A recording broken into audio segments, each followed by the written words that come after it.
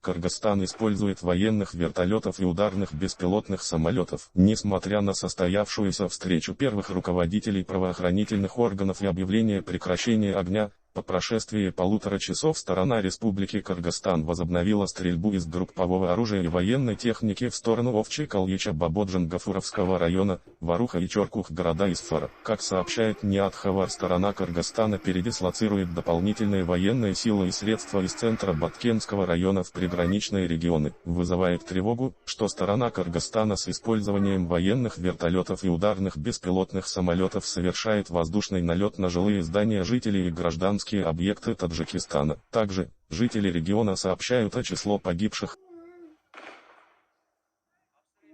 Читайте газеты Хатлан, подписывайтесь на нас и будьте в курсе последних новостей.